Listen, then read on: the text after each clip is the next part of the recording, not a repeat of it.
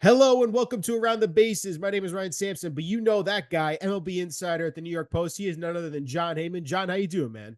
I'm good. How are you, Ryan? I'm doing well. Let's start with our top story, Juan Soto. I've seen you, Jon, a couple of weeks here writing about Juan Soto, the pending looming offseason for him. We know he's gonna be the biggest name free agent. He's having a blast in New York. We saw last night a bases clearing triple, just taking it in after he had a big hit to help the Yankees win that game last night. So Jon, we've seen the comments from Hal Steinbrenner about the payroll, but also, to your point, and you said it's a good new podcast quote from him saying, we want to keep Juan Soto long term. Well, we would absolutely welcome keeping him and making him a Yankee for life. So, when you're looking at this situation with Juan Soto and the Yankees, how would you quote or how would you put them in perspective of keeping Juan Soto potentially long term here after this year? Yeah, if I were handicapping it now, I'd say the Yankees are favored to keep Juan Soto. But I mean, it's obviously early in the game, free agency, almost anything can happen, particularly when you're talking about a 25-year-old superstar. I mean, look at Yoshinobu Yamamoto just this past winter. Right. I mean, he got 325 million, plus the Dodgers paid another 50.6 million in posting fees. So we're talking 375 million for a 25-year-old pitcher, obviously a great pitcher, talented. I get it. And never thrown a pitch at the major league level. Just such a difference between a 25-year-old and the normal free agent who's in his late 20s or basically about 30 years old. So it's going to be interesting to see who else plays. I wouldn't be shocked if the Dodgers played. Wouldn't be shocked if the Phillies played. I do think the Mets will probably play unless they're overly polite. Obviously, they didn't go for Aaron Judge. They were pretty polite there. I mean, it's 2 years later now. I think that the Mets need to do something bold, something drastic. And we've been speculating on this even basically at the winter meetings when Soto became a Yankee, that the Mets would probably be involved. All that said, and obviously, Hal Steinbrenner made the comments about how much he loves Soto, how much they want to keep Soto. But he also made that comment about the payroll not being sustainable over $300 million. And I think it's $312 million. I've seen $301 million written. It depends how you grade the payroll. But I think people are reading too much into that sustainability of the payroll thought. I don't blame him for saying it. I get it. I mean, he is the steward of the team. He is the owner of the team. That's something he does need to keep an eye on. But let's face facts here. The Yankees do make money. The books are not open. We don't know exactly what they make. Their expenses are enormous. We do know that. But look, the revenues are number one in baseball. So it's not like the Mets situation where they're losing money. We do believe the Yankees are making money, even at a high payroll of over $300 million. So, I mean, I get it in saying that. And if sustainability means worthwhile, a case could be made. Is it worth to have three guys with record or near record salaries? I do think Cole was a good signing. I don't think anyone would argue with that. I think Judge was a great signing. I don't think anybody will argue with that. And good and great, they're both great signings, really. So, right now they're 2 for 2 in those signings. Steinbrenner was the one who actually pushed in the end for Judge to get him signed, even though the Giants were going to go over that. The Padres already were over that. So, he did a good job there to get that done. So, I mean, he is concerned about the payroll. He's concerned about sustainability, but I think people need to look more carefully at the other things he said, which includes the money coming off the books. And Correct. it's $225 million instead of $255 million a year ago when the winter started. That gives them a lot of room. I mean, I know Juan Soto is going to get an enormous deal for a long time, but that's a lot of money to really have in your bank account to try to do something. Obviously, we've got a lot of free agents between Verdugo, Torres, Holmes, and Rizzo's got, frankly, a team option, which at this point, I don't think they're going to pick up. So that's going to be another $17 million. Handicapping it, I think the Yankees are the favorite. Obviously, the Mets look like a big threat. There are going to be other teams involved, not guaranteeing anything, but I think people thought what Steinbrenner said, and they emphasized the one semi-negative thing that he said rather than all of the positive things that he did say. Right. I think there's a couple of schools of thought here, Jon, for Hal and what he said. And when you're thinking about Soto's pending free agency, it's the cost, right? What is that contract going to look like ultimately? We won't know, obviously, until we get closer to the offseason. He's having an MVP like year again because he's Juan Soto, and that's the talent he is. The thing with Hal, and I think he does have a decent point about the sustainability of this payroll, is that he doesn't want to be at that 110% tax, right? That's a killer when you're thinking about putting together a roster, because it's so much more added on to what you're already paying for these players. But to your point, the players that are coming off their payroll next year, they're going to be roughly, I think you said 200 to 225 million right next year for Judge, Stanton, Cole, those guys that they already have on DJ LeMahieu, who they have under contract already. Is Juan Soto going to be making 45, 50 mil? How much more? How much do you think that contract's going to be? Because that's really what's key indicator there, I think, for the Yankees in the offseason.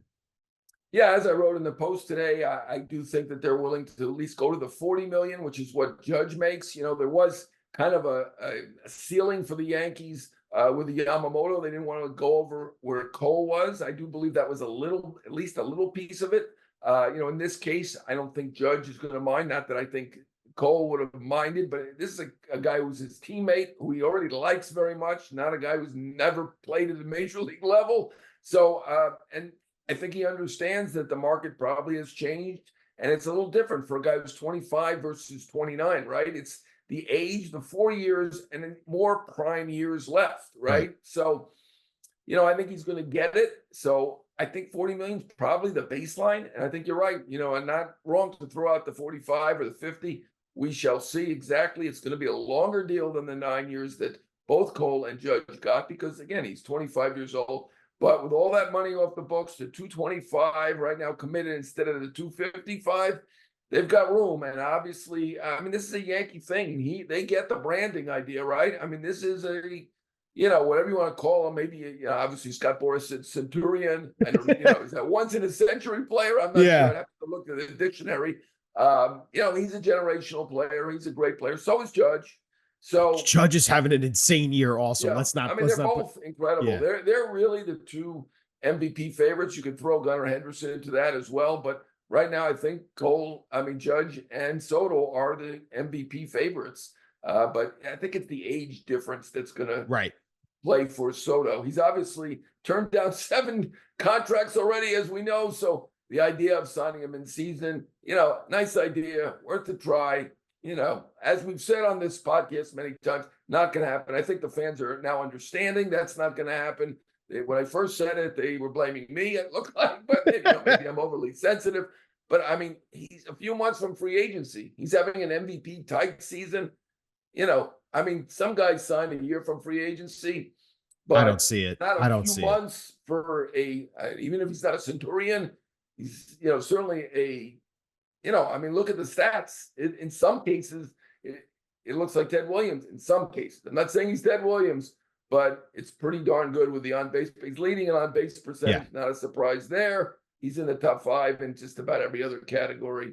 So, it's going to be a huge contract. Right. And I think it's not going to be easy. I'm not guaranteeing anything, but look, he's having a great time. We can see that. He loves it. They love him.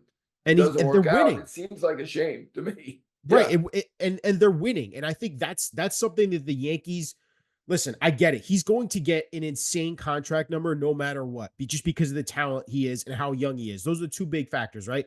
But the other thing I think that I hope we can overstate a little bit here is, as a Yankee fan and for other Yankee fans watching this, is that Juan Soto is playing in the Bronx with a team that has history of winning, that wants to win every single year, that knows they're going to invest in their team every single year. While fans may be upset or, I'm going to say the word pissed off at the owner or the GM, rightfully or wrongfully, because of, how they've made certain moves. At the end of the day, they're all in to win a championship. That's something for other franchises, and maybe it's overstated here in New York, but I feel like the Yankees, no matter what, they're always going to be all in to win. Other teams can say, yes, we're all in to win as well, but there's just a different aura, and you could see it. I don't care what anyone says. You could see it right now, what's going on in the Bronx, how special this Juan Soto season is, with Aaron Judge hitting right there behind him. Luis Gil's having a Cy Young season. The bullpen has been solid. The starting rotation has been the best in baseball. So it's it's been a fun year, and I look forward to seeing the rest of the baseball season, how it's going to go. It's just, I mean, not only say they want to win every year, they haven't had a losing season since 1992. I mean, I was a relatively young man. You probably weren't even born then, but that I was was a not. relatively young man at that point. That's a long time ago. So you got to give them credit for the consistency. I know they haven't won the championship since 2009. You can make the case it's a little bit harder now with all the different levels and everything like Right. that. But reality is they haven't won the ultimate championship. And you could say, well, you know what, they shouldn't be the third highest payroll or even talking about it because they do have the greatest revenue. But you made a good point about the tax too. I mean, that hurts. Nobody likes to pay tax, no matter how rich or poor you are. And it is a big tax, that 110% tax. You know, Steve Cohen can do it and he does it. I wouldn't say happily, but I don't hear him complaining about it. But he's in a category by himself. You know, Hal Steinbrenner isn't in that category. He doesn't have $25 billion. I'm just estimating on Cohen. So I get it. Their expenses are high. They pay $80 million a year annually, same as a year, I guess, for their stadium to service that debt. So, you know, they do have big expenses. I get it. I understand them being concerned about it. But the reality of it is, let's concentrate on what else he said. They want to keep him, they love him, and they have a lot of money coming off the books. That's three things, three That is positives. three things, John. That is three things. All right, let's move over to the other team in New York. Speaking of Steve Cohen, losing money, the Mets, it's been brutal in May. I mean, what else can you say? 2-8 in their last 10. I can go, their record's even worse than that if you go further back. They win yesterday. You know, it just, John, you saw with the situation of Jorge Lopez. I want to start off there, what you saw with the glove toss. And then Right. after the game, he clarified his comments, even though it sounded like he said, I played for the worst effing team in the league. He meant to say, I am the worst effing teammate in the league. The Mets DFA him. It's not a good look, obviously, for Jorge Lopez, but good on Carlos Mendoza and David Stearns to basically say, cut that out and say, we're not tolerating that whatsoever. The glove toss, we're not tolerating you, you know, saying what you said in the post game. So, John, what did you make of the situation that it developed this week out in Queens? First of all, I'll say that, everybody, not everybody, but people will recall that I said they were going to make the playoffs about 10 days ago. It looks like a very bad prediction. I don't take any credit or fault for putting a hex on them. I didn't do that. Could be just a very bad prediction. We'll see. It is early. Obviously, they've been terrible, laughably bad at times. I mean, the mistakes are legendary. Incredible that last I looked, they were 30th in some defensive categories. I mean, they got Lindor, they got Nimmo, they got Bader in center. They have three well above average defensive players. Should not be 30th under any circumstance. So obviously, they're not playing to their capability. It has been really bad. They're in a tough, very bad spot right now. I mean, you could blame it on some injuries. Obviously, Senga's been out.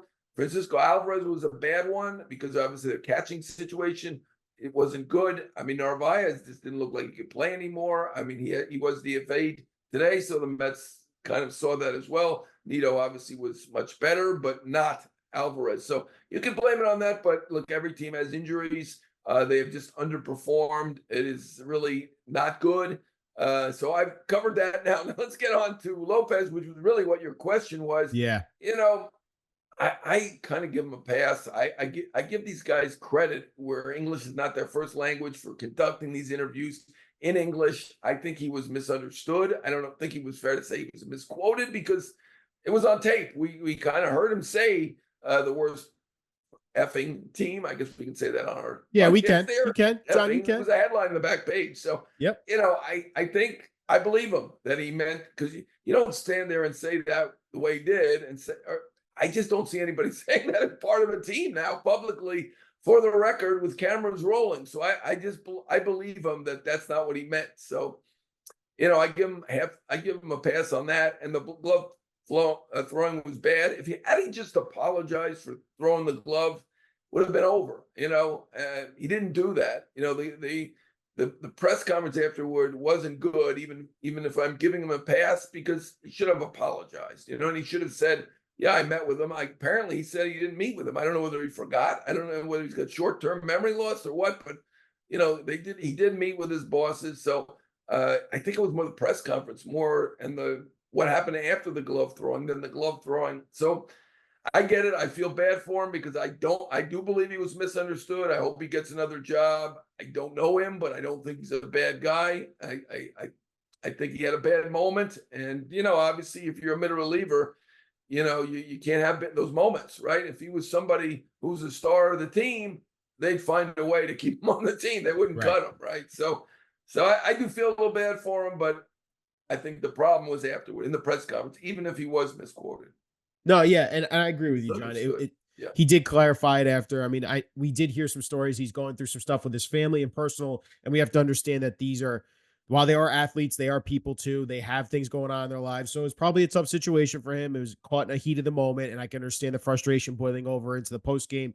And you say some things that maybe you didn't mean to say. And to your point, there's a language barrier there that clearly there was a lot of miscommunication there. But wow, what a wild situation in Queens. The other thing I wanted to hit you up on here, John, is that the way the team is performing, they built this core. And I think that this has been a brewing the way that this team is built, right? Like you've had what, three different GMs run over the last 5 years. You've had multiple people giving their perspective on how this team should be built, the way it should be built. You go spend a bunch of money 2 years ago, and now you're trying to tear it down and rebuild a little bit, but you still have this core already with Lindor, Alonso, Marte, Nimmo, McNeil. These guys you gave money to long-term, Kodai Senga, but it's not working. Edwin Diaz, like these guys aren't working out right now. So is this Yeah. is this going to be ultimately a fire sale, you would say, at the deadline? And David Stearns finally gets the go ahead from Steve Cohen to say, tear this thing down from the all the way to the bottom. We need to rebuild this thing all the way.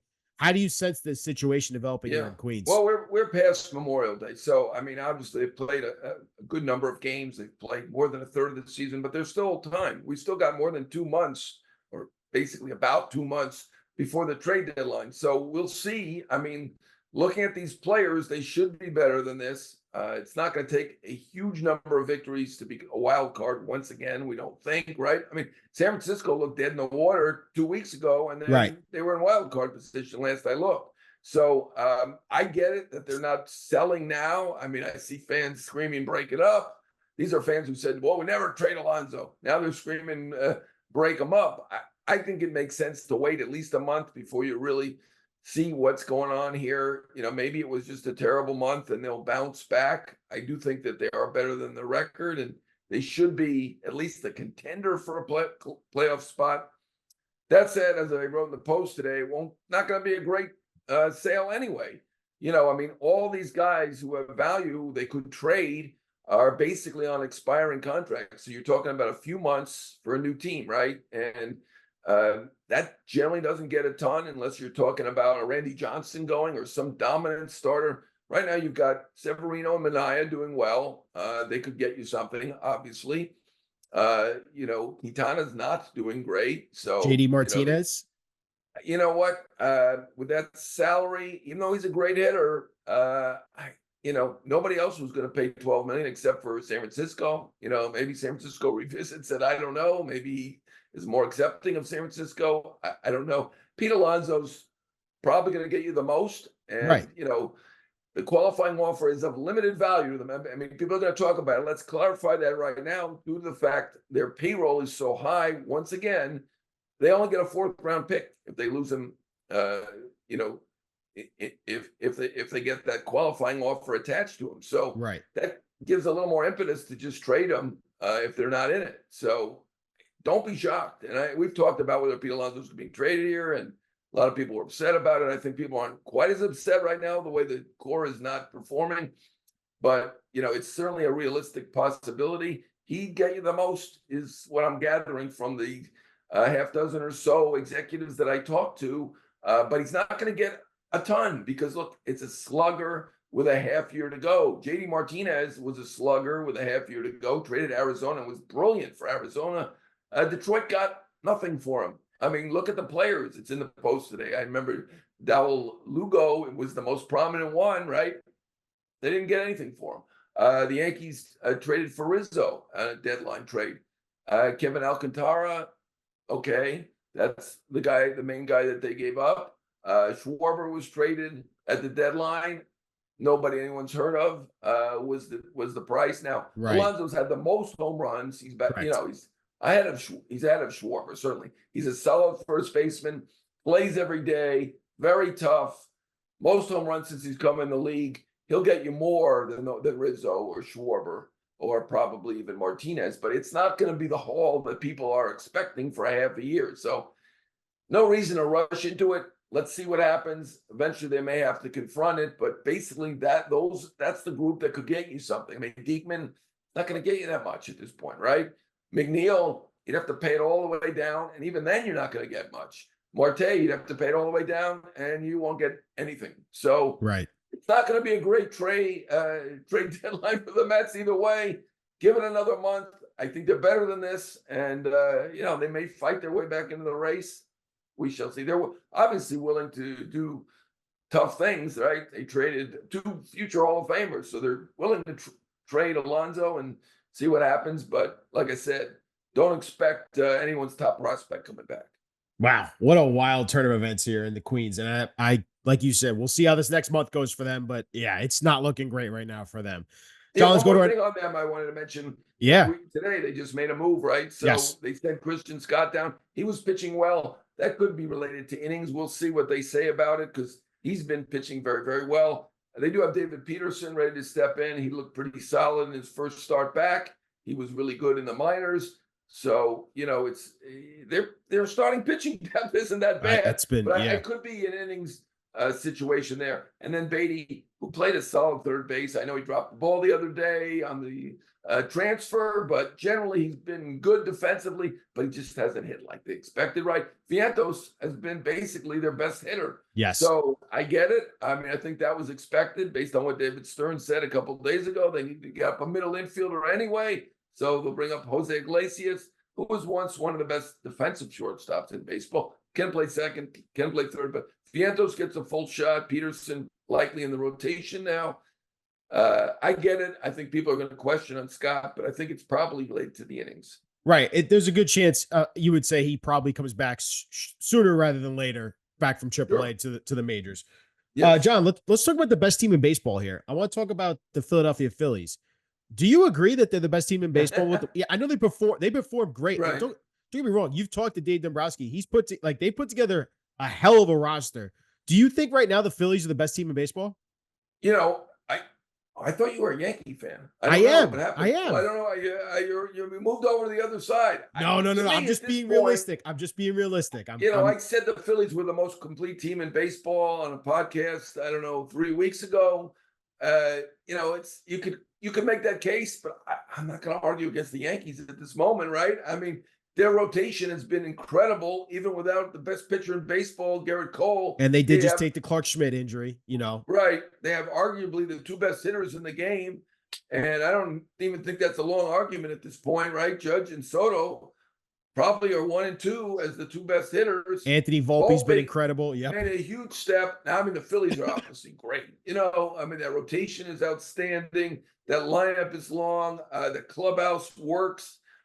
They've been in the playoffs and gone away the last couple of years. Last year, they were upset by the Diamondbacks not to get to the World Series. But, I'll say they're the best team in the National League. I'm not giving up on the Yankees as the best team in baseball. And I'm surprised at you for naming the Phillies as the best team.